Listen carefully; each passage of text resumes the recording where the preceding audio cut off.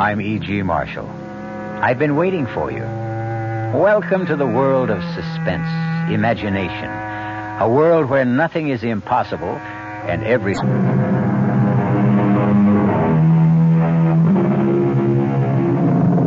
Come in. Welcome. I'm E.G. Marshall. I've been waiting for you. Welcome to the world of suspense, imagination. A world where nothing is impossible and everything is foolproof. At least that's what Peter Vincent thought, the hero of our tale. Peter Vincent is approaching middle age. Not quite there, but already beginning to experience the disillusions, the restlessness that comes from feeling we're capable of better things and fearing time will run out before we achieve them.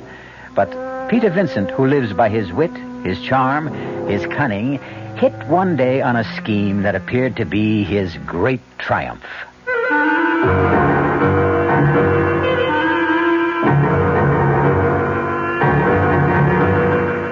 Our mystery drama, Dressed to Kill, was written especially for the Mystery Theater by Bob Juran and stars Robert Morse. It is sponsored in part by New Sugar-Free Diet 7-Up and Buick Motor Division. I'll be back shortly with Act One. And now, another story of the ball and chain, as Kellogg's Special K presents The Library. Welcome to the public library. May I help you, sir? Yes, I'd like to check out... I'd like to check out Famous Laundromats of the World by Audrey Schnorbart. Sir, excuse me, but isn't that ball and chain you're wearing just like the ones they use in the Kellogg's Special K commercial? This ball and chain? Yes, that one. How are you going to get rid of it? Well, lots of good exercises, and by eating smart at every meal, starting with the Special K breakfast. Don't you have to watch your calories? Yes, and the Special K breakfast is less than 240 calories. Less than 240 calories? Right. A 1-ounce bowl of high-protein Special K, 4 ounces of skim milk, tomato juice, and coffee. It's really tasty, and it's going to help me get rid of this ball and chain. I'd say it's long overdue, get it? Your happy ending could begin with the Special K breakfast from Kellogg's. North Jersey is certainly getting a higher yield this spring, especially with Suburban Savings Special High Yield Savings Certificate that you can raise for fun and profit. All you have to do is plant a modest $2,500 minimum in Suburban's limited issue 7.50% savings certificate. Then put your certificate in a nice safe place. Suburban takes care of the rest by compounding interest continuously from day of deposit paid quarterly. You'll get a nice healthy 7.90% effective annual yield on your 7.50% savings certificate when you let it grow from 4 to 10 years. Early withdrawal prior to maturity is, of course, subject to a substantial penalty. So for a nice healthy 7.90% annual effective yield, grow Suburban's 7.50% savings certificate for fun and profit at any Suburban savings office in Bayonne, Edgewater, Elmwood Park, Emerson, Hackettstown, Marts Plains, Nutley, Paramus, and Sparta. There is no mystery about the morning when you come rambling with gambling. Good evening mystery fans. This is John Gambling, and every morning, Monday through Saturday, here at WOR from 5 a.m. till 10, we get the crew together to try to put the morning together for you, to tell you what the weather's going to be like, whether there's heavy traffic coming into the city, whether the subways and the commuter trains are running. Bob Harris is in WOR's Weather Center every morning with all that very complicated equipment that he has to help prognosticate the day's weather. We cover sports completely with Don Cricky. In the news department, Peter Roberts, Henry Gladstone, and Harry Hennessy. And up in the helicopter, George Meade or Fred Feldman, keeping an eye on the traffic scene. So altogether, we do try to take any mystery out of the morning. And just to brighten up the beginning of your day a little bit, I think we have some kind of nice, listenable, and tuneful music. So tune in tomorrow morning or any morning for Rambling with Gambling. Now, back to the mystery.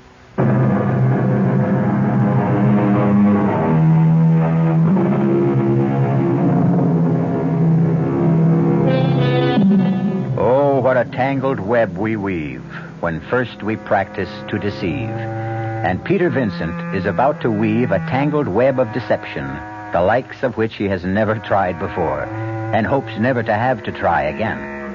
Our story begins in a cheap but clean and well-run apartment house on New York City's west side.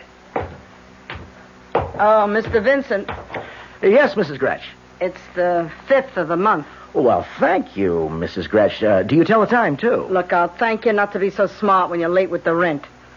2 months late at that. Only 2 months this time. Things are looking up for you. I got my bills to pay, too, you know. And everything going up. Everything goes up around here except the heat. I've been meaning to speak to you about that. There is an energy crisis. I have to conserve all You'll have your own crisis if I catch pneumonia and can't work. I shall sue you, Mrs. Gretsch, for depriving me of my livelihood. I'd like to know just what that is. You know what I do. Well, you call yourself an actor. Actors act. You haven't been in a show since you started living here. Does that make me any the less an actor? We are all acting, Mrs. Gretsch. You, I, everyone. We're playing out our roles on this great stage. We are never really ourselves. We hide behind the masks, and we act out our little lives. I mean, you're acting. You don't want to press me for the rent, but you must. It's your role in life. So you step up on the stage as you are now, the star of this mini-drama, acting the part of the miserable, harassed landlady insisting on the rent. And you do your part extraordinarily well. Have you ever thought of going on the stage? Well, my sister was always telling me I had a nice voice. And she's right, she is. I may speak to my agent about you, yeah. I might just be able to get you a part. But get me the rent instead. Huh? Beautiful, Mrs. Gretsch, that was beautiful. You have a natural sense of timing. You'll make a wonderful heroine someday. You're past the ingenue roles, but still... You have till the 10th, Mr. Vincent, not a day after. That's it, Mrs. Gretsch. Keep studying. Stupid old frump. Hi, Pete. Murray, what are you doing here? Drinking your scotch. I thought you were in Cleveland. No, the show folded. Well, how'd you get in? You gave me a key a year ago, remember? Well, remind me to change the lock. I'm sick of your freeloading, Murray. Look, just a couple of days till I get settled.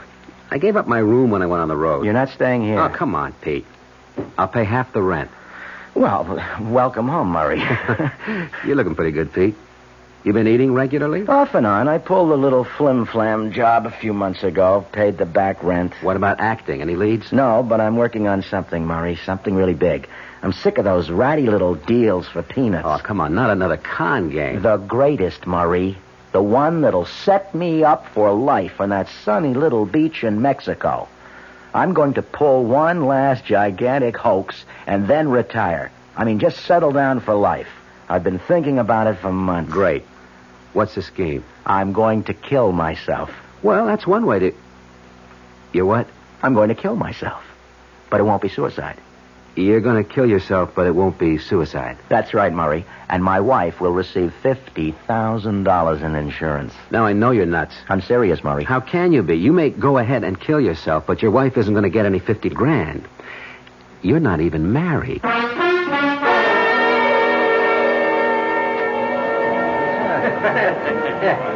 I'm going to have another martini while I try to focus in on this.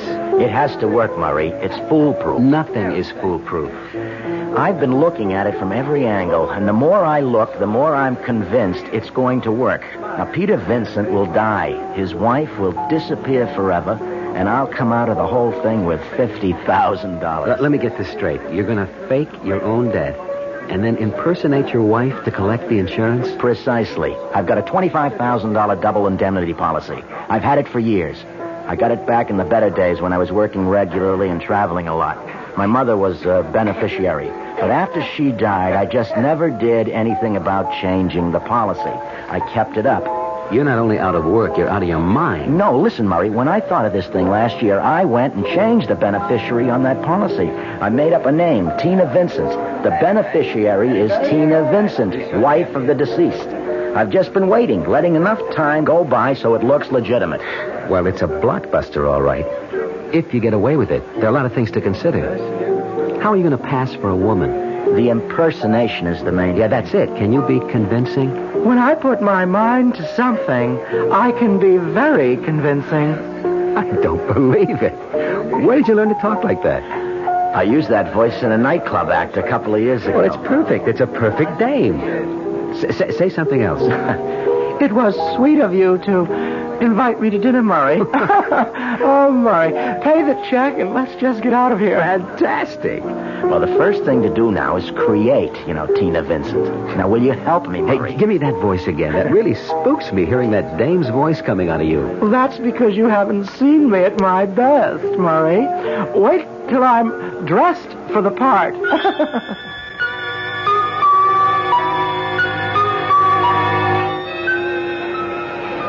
May I help you, sir? Oh, yes. I was interested in these pantsuits. Oh, well, these are on sale today. Is it a gift for your wife, perhaps? Yes, you might say that. For my wife, yes. Oh, well, how nice. What's her size? A size? Oh, about, like mine. Like yours? Oh, rather tall, then, huh? Decidedly. Oh, let me see. I'd say about an 18 tall. And if it doesn't fit, you can always bring it back. Fine. Now, the suits on this rack are all size 18. I'll take this blue, and how about that black velvet? That was fast. You certainly know your wife's taste. Yes, I do, rather. All right, well, I'll have these boxed and gift wrapped. Will there be anything else, sir? Yes, as a matter of fact, she's been wanting a new wig. Oh, yes, sir. Step this way. Next counter down. Now, what does she wear? Blonde, brunette, black? Oh, dear me, yes. Funny, I've never really noticed. Oh, well, what's her coloring like? Fair? Dark? Fair. Like mine, almost. Oh, uh-huh. Oh, this frosted blonde would be perfect. Yeah. Oh, this one, yeah. Yes, I think that would do. Oh, here, just for fun. You try it on. Huh? Oh, come on. You say her coloring is like yours. No, please, that's silly. Oh, here, let me just slip it over your head. Ow. Adjust it a little and... What? It's incredible, sir. What's incredible? Well, I don't know, this wig, I hope you'll forgive me for saying so, but what? With that wig on, you could pass for a rather attractive woman. Really? Yeah, except for one thing. And what's that? Well, your mustache.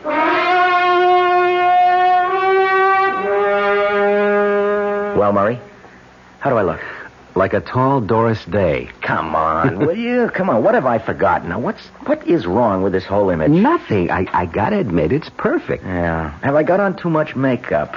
No, I don't think so. Lots of women go in for heavy makeup. Well, there's only one sure way to find out. The acid test. Go out in public. Precisely, because I've got to be convincing as a woman before I've gone too far. Where are you going to start?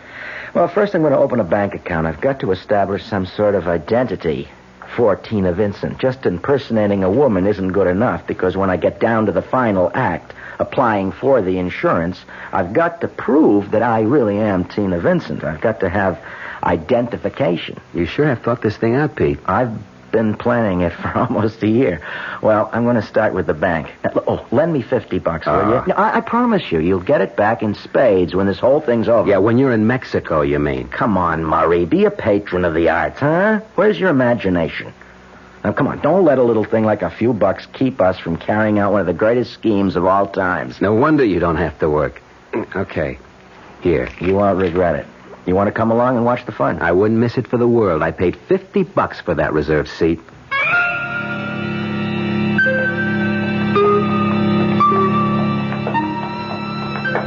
Stage fright? No. At this point, I have nothing to lose. Let's call it a first read-through. Okay, give me that Tina voice again. You got to get in character. Good afternoon. I'd like to open a savings account. Perfect. Is the wig straight? Yeah. Everything looks fine to me. Okay, Murray. All right. All right, here I go.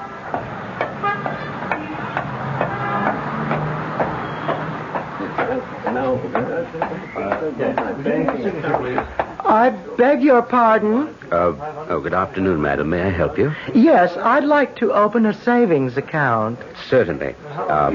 Sit down, please. Will this be an individual or joint account? An individual. I'm starting to save a little for a surprise vacation for my husband in Mexico. Well, that's very nice, very nice. May I have your name, Mrs. Vincent. Tina Vincent. All right, Mrs. Vincent, if you'll fill out both these cards. Name, address, Social Security number. The Social Security number? I Beg your pardon? Oh, a little catch in the throat. No, a Social Security number. No, I don't have one. I mean, my card must be at home. I haven't worked for so many years. I see. Well, you can always send that in to us later. Oh, thank heavens. How much would you like to deposit? Well, $50. Very well, Mrs. Vincent.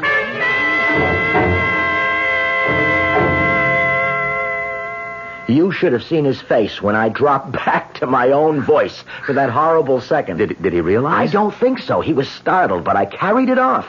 I have to do better than that, though, when I face an insurance company. I've got to be totally convincing. Well, you just need more practice. You're right, Murray. I've got to try and live an entire week as Tina Vincent.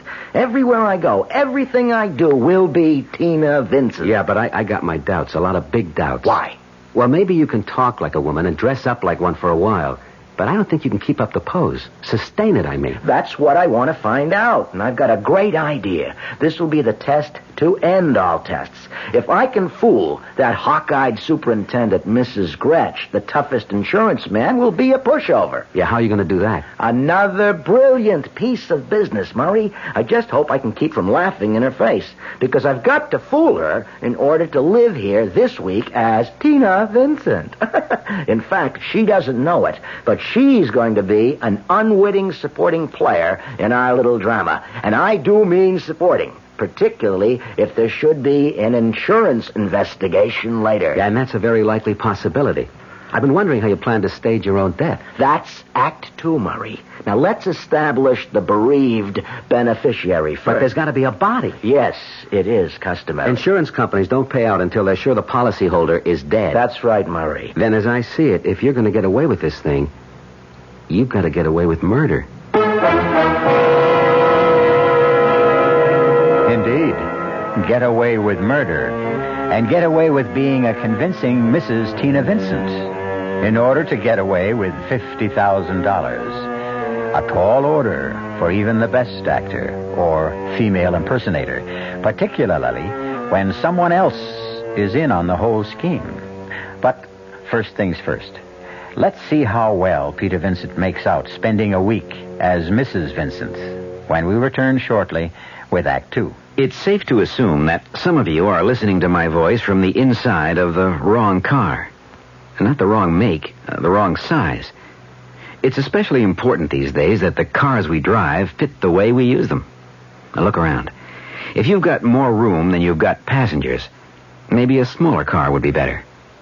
If you've got wall-to-wall people, maybe the car is not big enough for the way you use it. And if you've taken the big car and left the small one for your wife to use for her carpools and shopping and Cub Scouts and whatever, well, we've got a message for you. If she hasn't given it to you already, make sure your car fits your lifestyle. Sometimes small is right.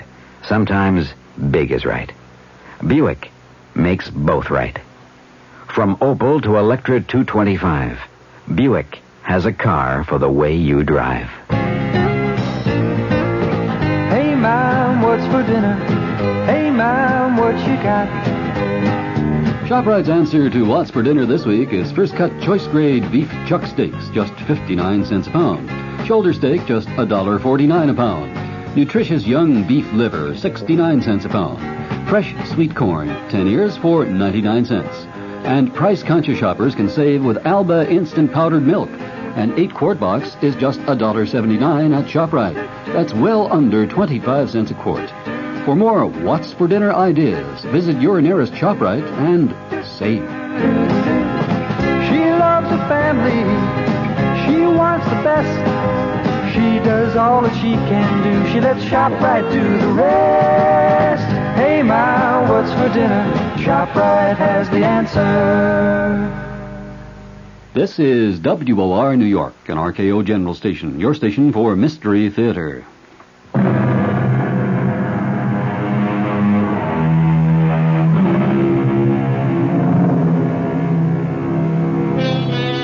Peter Vincent, con artist, sometime actor, is preparing what he considers the greatest scheme of his career. Impersonating his own beneficiary, Mrs. Tina Vincent, to collect his own insurance. But first, he must prove to others and to himself he can carry out the impersonation. So, for the next few days, Peter Vincent will disappear, and Mrs. Tina Vincent will take over. Who is it? I'd like to see the superintendent. What do you want? I'm looking for a man named Peter Vincent. I was told he lives in this building. Well, his name's on the mailbox, 2A. But I don't think he's in. I haven't seen him since yesterday. Well, would you be kind enough then to let me into his apartment? Oh, certainly not. I don't know you. I'm Mrs. Vincent, his wife. His wife? Hey, I didn't know he was married. He's lived here 2 years. We're separated, but I'm still Mrs. Vincent. Oh, glory be. What next from that man? I know Mr. Vincent wouldn't mind your letting me in. He doesn't know I'm in town. I want to surprise him. I'm afraid not, Mrs. How do I know he'd be glad to see you? Look, if he wants you in his apartment, he'll be the one to let you in. Well, of all...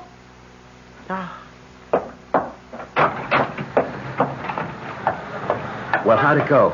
Smooth, Murray, smooth. The old crow didn't bat an eyelash. To her, I'm a perfect stranger. If he wants you in his apartment, he'll be the one to let you in. That's just what she said. Come on. We have to arrange for my wife's lodging. Where now? That phone booth there. Hey, lend me a dime, Murray. I've got to make a call. I'll put it on your bill. Consider it an investment. I told you, you'll share in the spoils. I hope you know what you're doing, because I sure don't. Another scene in our little drama, Murray. Hello? Hello, Mrs. Gretch. This is Peter Vincent. Oh, Mr. Vincent, where are you? I'm out of town, Mrs. Gretch. I had an unexpected chance for a part, and I won't be back for at least a week. Would you keep an eye on my apartment for me? I've done that already. There was a woman here not 5 minutes ago and said she was your wife. Tina? Tina was there? Oh, that's what she called herself. Is she really your wife, Mr. Vincent? Yes, we're separated. I haven't seen Tina for years. Oh, well, she wanted me to let her into your apartment to surprise you, but I wouldn't do it. Oh, Mrs. Gretch, I wish you had. What? You mean it's all right? Well, you wouldn't have had any way of knowing.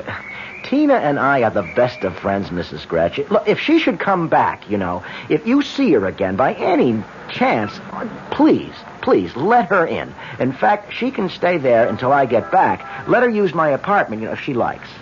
Well, all right, if you say so, Mr. Vincent. I hope you have a good run. A what? Oh, just a little show talk I picked up. You did say you're in play. Oh, yes. Oh, it's going to be a very good run, Mrs. Gretch. In fact, it seems to be going beautifully.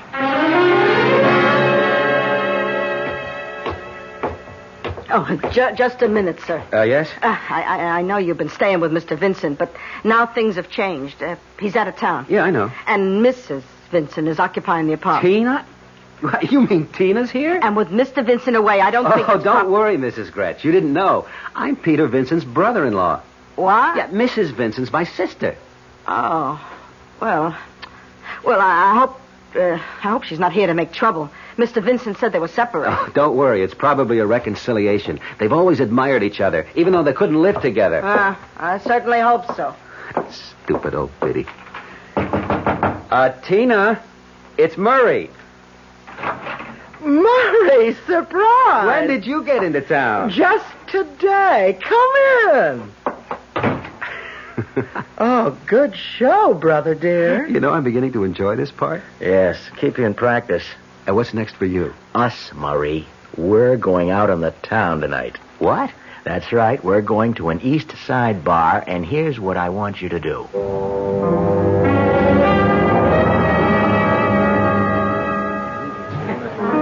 Another martini, Murray, please. Bartender, a martini for the lady. And let's make this the last. Oh, Murray. You've been drinking too much, and you know it. Murray, please. Look, I know when you've had too many martinis. I don't know why I'm sap enough to keep ordering them for you. Murray, I am all right. You're the one. I'm the one. I'm as sober as a judge, and I can see what's happening to you. Murray, this is very... Murray. That's all I ever hear from you. I'm getting out of here. I'm sick of you whining and complaining. Goodbye. Murray! Hey, honey, What? he ain't coming back. What are you drinking? I don't drink with strangers. I'm Harry Watson. How do you do?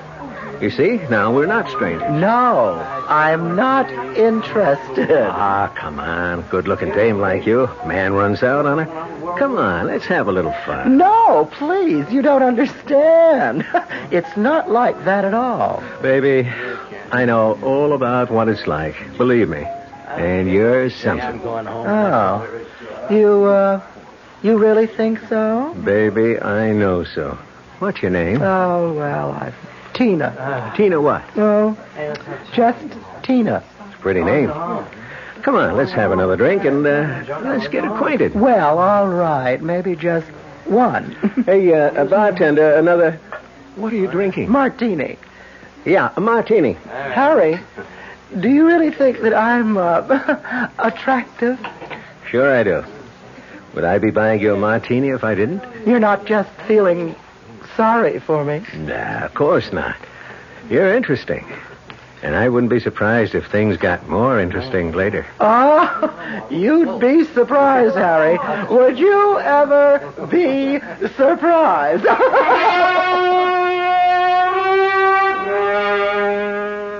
And then what happened? I drank the martini and left. I proved my point. Tomorrow I'm going to apply for a Social Security number and keep on good terms with Mrs. Gretsch. She's going to be important to us later on. Look, Pete, don't you think you've carried the joke far enough? What do you mean? Look, you've proved you can be a convincing dame. It's been fun and funny. But you're not really serious about knocking some guy off and trying to make the insurance company think it's you. Of course I'm serious. I might add that I am dead serious. But that's murder. Not really. Not with what I have in mind. Now stop worrying so much. Just think about that $50,000, and it's a lot closer than you think. I don't have to prove myself anymore, Murray. I can carry off the masquerade. The time has come for Act 2. Act 2? The victim. I have to find my corpse. We have to plan this carefully because when I leave here, I'll never return, you see, as Peter Vincent. Now, I want you to get a hotel room, some sleazy, out-of-the-way place where we can get past the desk clerk without being seen. Whereabouts? Near the Bowery, but not actually on it. Now, call me from there. I've got some preparations to make here because today, Peter Vincent meets with his accident.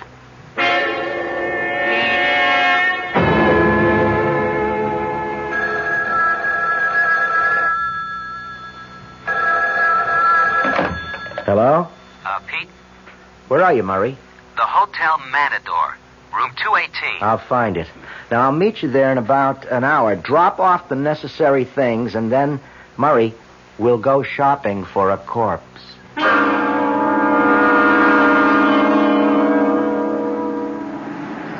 What a neighborhood. Perfect hunting ground. Yeah, if we get out alive. They're all too drunk to care about anything but where their next drink is coming from. Look at that creature there. Let's try him. You'll never get him on his feet. You.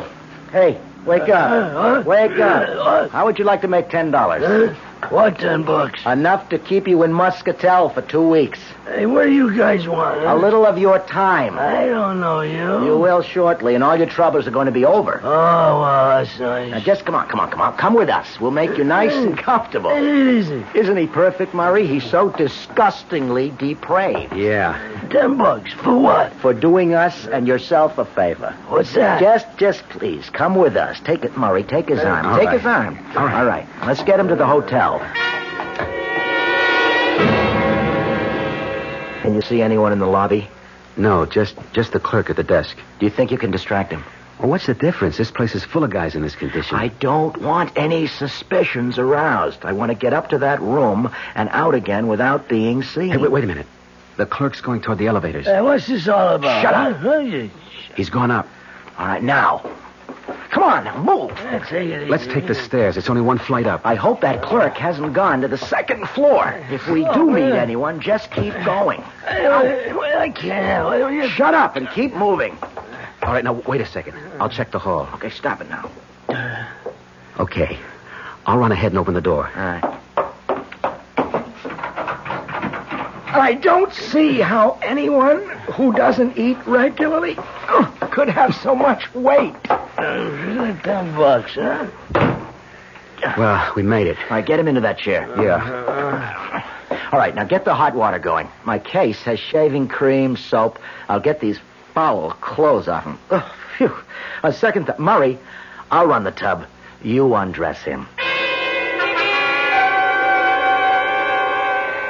I'd never have believed it. All it took was a shave, some cleaning up, my best suit, and he looks like a human being. What's this all about? What? It's just a joke on a friend. Now, look, here's a wallet. Now, lend me a 10 spot, will you, Murray? We did promise him. Now, here's your $10 in this wallet, see? Now, we'll just put it inside your coat like this, and you can keep the wallet, too, and the clothes. And there stands Peter Vincent. My clothes, all my identification, and heading for eternity. We'll wait till 5:15, the height of the subway rush hour.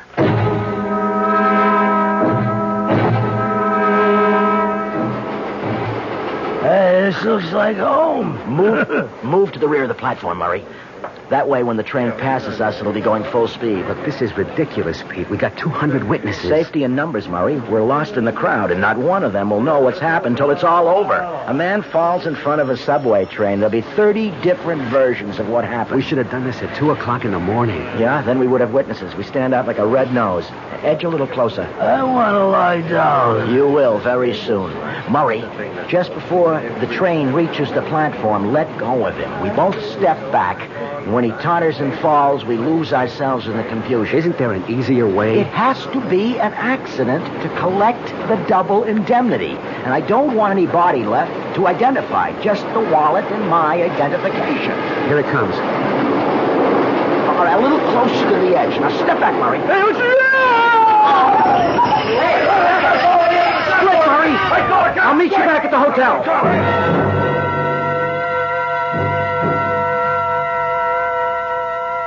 Have another drink, Murray. You'll feel better. Oh, it seemed kind of cruel. He was standing too close to the track. He was unsteady on his feet. Yeah, we put him there. Look, will you forget him? That was Peter Vincent who went under the wheels of the train. If you want to feel remorse, just remember it's for your brother-in-law. Your dear sister's husband. All right, don't worry. I'll play along. Look, we're really in this for keeps, Murray. We have to go through with it all the way because Peter Vincent is dead. I can't ever be Peter Vincent again without admitting to murder. Well, what do we do now? Act 3, brother dear. Tina's going to get dressed, go back to her husband's apartment, and wait to be told she's a widow.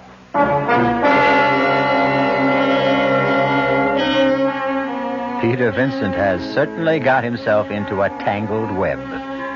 But that unabashed self-confidence of his has seen him through many a tight squeeze. Let's see if it carries him through this one final scheme, his greatest hoax, as he calls it, to set himself up for life. I'll be back shortly with Act 3. Ever had a tall, frosty glass of Amplitude? Well, if your beer is Budweiser, you've had it often. Amplitude is a fancy word for the entire taste phenomenon, the total experience of flavor. Next time you take a healthy swallow of Bud, watch what happens. Think about the sensations you're experiencing. Notice how the flavor of Bud comes on nice and easy. Not too strong, not too quick, just right. Notice the clean, crisp togetherness of Bud's taste. Everything in perfect balance, with no single element jumping out at you. And there'll be no aftertaste either, no hanging on. And you'll be refreshed and ready for another glassful. Actually, Bud drinkers have been experiencing Amplitude for years, but they never phrase it that way. They just say Budweiser, and that says it all. Anheuser-Busch, St. Louis. There are some things you can only get with TWA. Plans that save you time and money the most convenient way.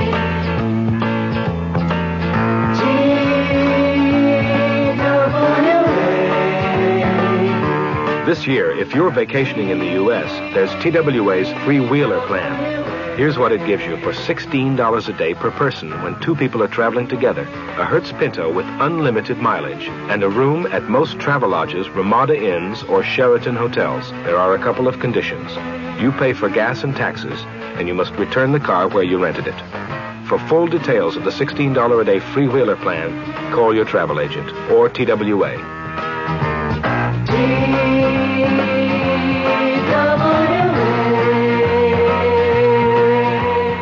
Hello there, mystery cuckoos. Oh, this is Gene Shepard. Oh, speaking of mysteries, as far as I'm concerned, the greatest mystery of them all is the one that you used to see in the old movies. You remember when you were a kid and you'd go on a Saturday afternoon, you'd see these movies with guys like Charlie Chan in them, and there would always be a scene where these people are living in a haunted house that was owned by the dead Duchess or the dead Countess, and there was reputedly ghosts or something terrible there. And this girl is asleep in this bed, and the wind is blowing the curtains. And suddenly, a panel slowly opens up back of her bed, and she's asleep, and a creeping claw comes out, reaching for her throat. Ah! Oh, great Scott. Oh. You'll hear the rest of the story tonight at 9:15 on the Gene Shepard Show, Monday through Friday, of course. The creeping claw will get you. It will get you if you don't watch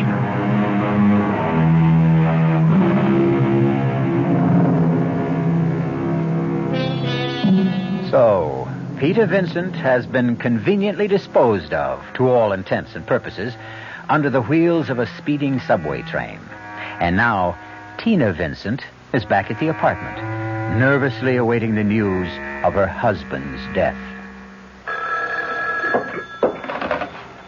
Hello? What's the word? I told you not to call me tonight. Well, I just want to know if anything's happened. No, nothing yet. Now, I'll be in touch with you. Stay at that hotel. Look, there's the door. I've got to go. Who is it? Police. Police? What is it, officer? I'm Detective Sergeant David, ma'am. Is this the apartment of Peter Vincent? Why, yes, it is.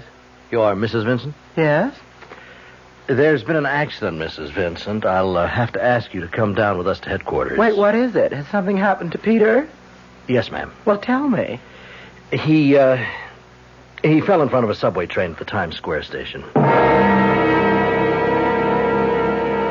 I know this is painful for you, Mrs. Vincent. Yes, this is Peter's wallet, all right.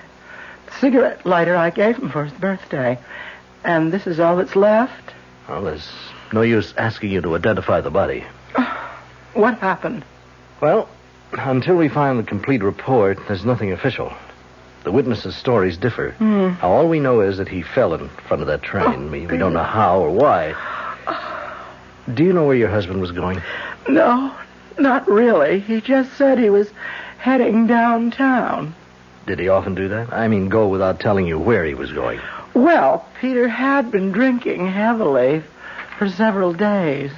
Oh, well, that's important. It may have a strong bearing. Do you suppose he passed out? We'll have to hold judgment on that, Mrs. Vincent. We may need more information from you. Yes, of course. Well, that's all for now. We'll get you back home. Unless there's some other place you want to go. A friend's, perhaps. No, thank you. I'll go back to the apartment. Call my brother to be with me.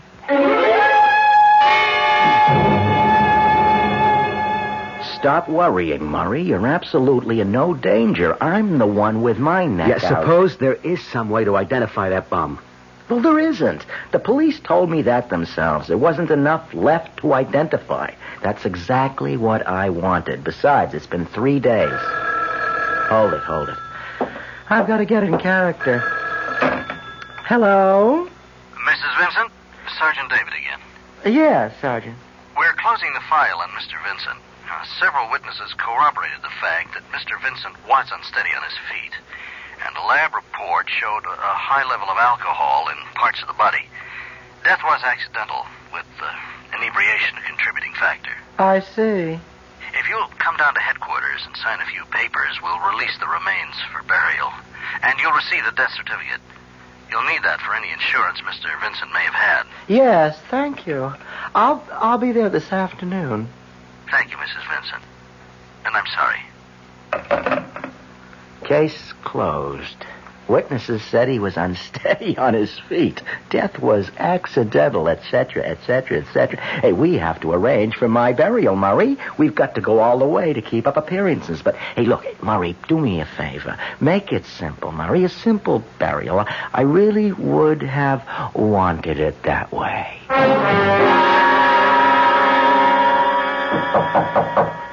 Yes, who is it? I'm from the Independent Insurance Company. I'm looking for Mrs. Tina Vincent. Oh, just a minute. I'm Mrs. Vincent. May I come in? Yes, certainly.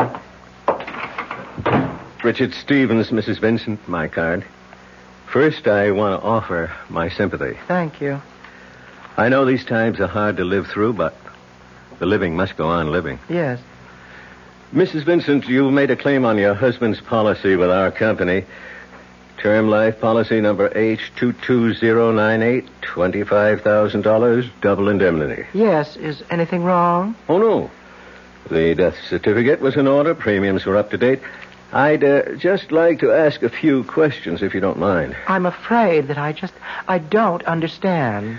Well, you see, Mrs. Vincent, in accidents of this kind, we just want to rule out certain exigencies. Well, if you have any questions about my husband's death, I'm sure you'll find the answers in the police report. Not all of them. Was your husband given to heavy drinking, Mrs. Vincent? Mr. Vincent drank at times, yes. Was he disturbed about anything in particular? Mr. Stevens, if you're trying to suggest my husband's death was a suicide, you are very mistaken. Well, we always try to get to the bottom of accident cases when there's double indemnity involved. But I think you have a legitimate claim. There's no further problem, then? I don't think so. I'll be running along. When can I expect the check? Well, we'll have it out to you before the end of the week. Good day, Mrs. Vincent. Goodbye.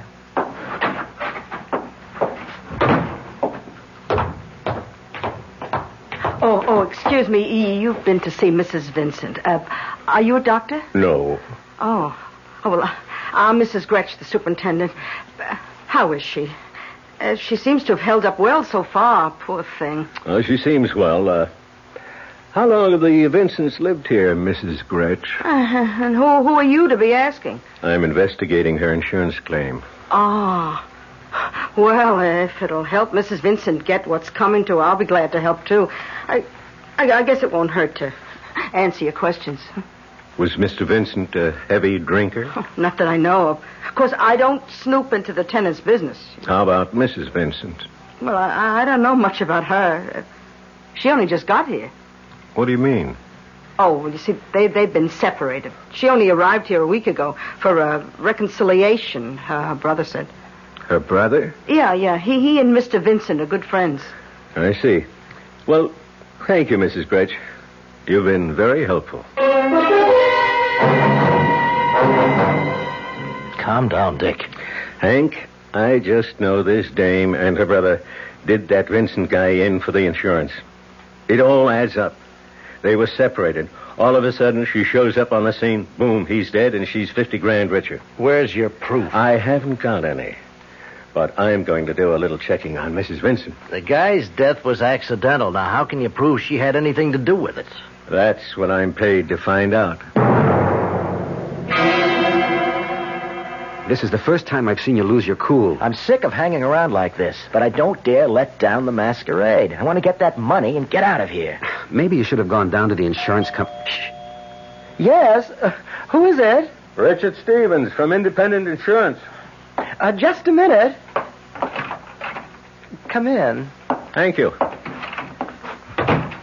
This is my brother, Mr. Wilcox, Mr. Stevens. How do you do? How do you do? I'm sorry for the delay, Mrs. Vincent, but as I said, we have to be careful. When can I expect the money, Mr. Stevens? Well, in the next mail. Now, if you'll just sign this form. Very well. Anything to get this over with. I'll sign here and here. I hope this is the end of it. So do I. Oh, my pen, please. Yeah. I hope I haven't inconvenienced you, but you do understand. My sister's been under a great strain, Mr. Stevens. Yes, I imagine she has. Well, good day, and good luck. There's something in his manner I don't like. He's paid to be suspicious. Well, he's sure earning his money. Murray, here it is, the check, $50,000. I don't believe it. Mexico, here I come. Murray, I'm on my way to the bank. Make me a plane reservation for Acapulco. Now, I'll be right back to give you your split, and then I'm splitting for sunny Mexico. No, we're going to the bank. You don't trust me, eh? Not at this point in time, no. You know, you are totally unprincipled, Murray. But what would I have done without you? Come on, I'm not even packing. You're welcome to the apartment, the furniture, and Mrs. Gretsch. Thanks. Now for my final performance.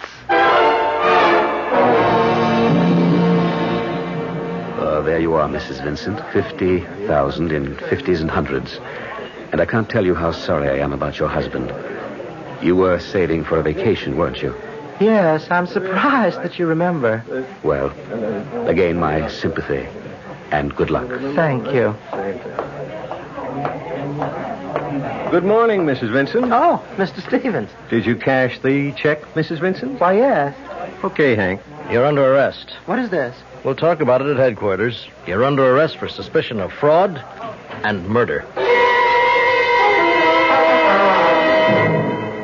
You can drop the pose now, Mrs. Vincent. This is preposterous. Yes, it is. And so is this. Stop, my hair. Your wig, Mr. Vincent. And my compliments. You're a most convincing actor. I was afraid of this. How did you know? We were ready to pay the claim until I learned that your wife had just arrived in town. Mrs. Gretsch. Yeah, some support. I thought Mrs. Vincent and her so-called brother here had to kill you for the insurance. So I decided to do some checking up on Mrs. Vincent. I needed her fingerprints, and I got them from the pen she, or rather you, signed these forms with. Remember? Yes. Now it happens that in checking out the deceased Mr. Vincent, I learned he applied for a passport some years back. I had his fingerprints, too. And what do you think I discovered? I can hardly guess. That the prints on both Mr. Peter Vincent and Mrs. Tina Vincent were identical. How extraordinary. So I knew what your hoax was, Mr. Vincent, because no matter how much a man and wife share in a marriage, they can never share the same fingerprints.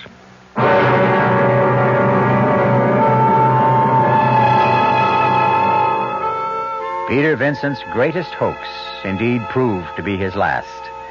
It's too bad he cashed that insurance check, because until then, it was really only attempted fraud.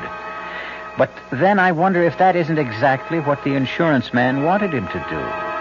And, of course, there was murder to answer for.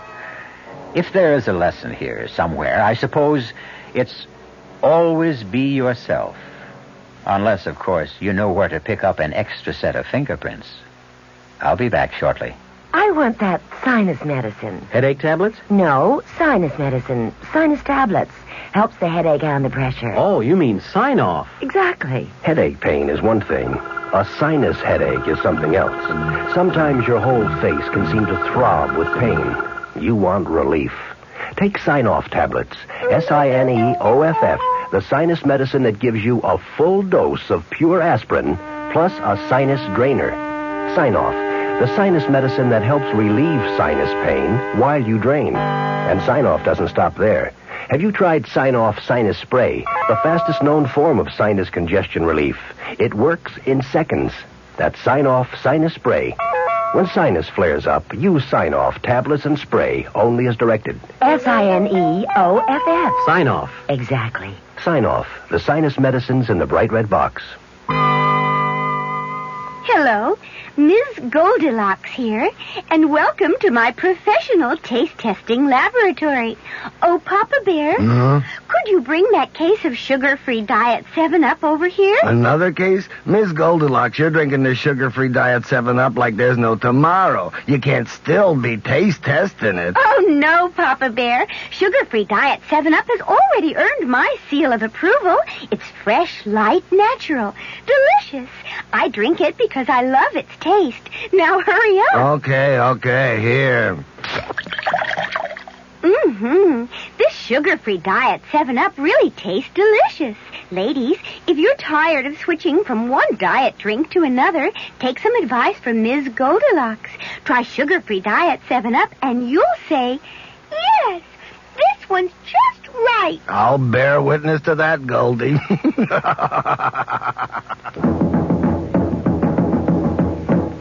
Five-borough Buick dealers are beating the drums for their new trade-in posts. That big car of yours, the one you thought you couldn't give away, well, they want to buy it. You loved that big car when you bought it back in 70 or 71. It served you long and well and cost you hard-earned dollars. Now you figure it's time to trade, but everyone's telling you that big cars are worthless. No one wants a big used car. Not true. Your five-borough Buick dealer needs used cars. Big ones, small ones, all sizes. This very minute, he'll give you hundreds of dollars over your car's listed book value as a trade-in on any new Buick, from Electra to Apollo and even on the Opal. So visit a five-borough Buick dealer today, where you'll get more money for your car and more car for your money. Your trade-in post in Forest Hills is Maury Buick at 11827 Queens Boulevard at Union Turnpike. In Brooklyn, it's Richard Buick at 5102 Kings Highway.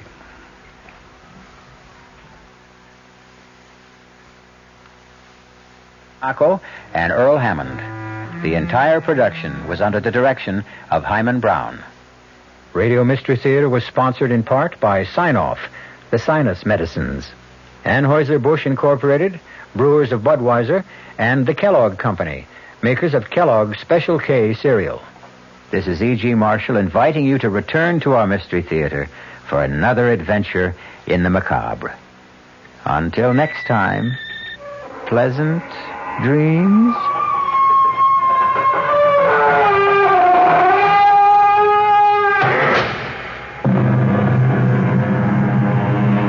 The WOR Mystery Theater was brought to you by ShopRite Supermarkets, where you get a lot more for a little less. And by Suburban Savings, with offices throughout North Jersey.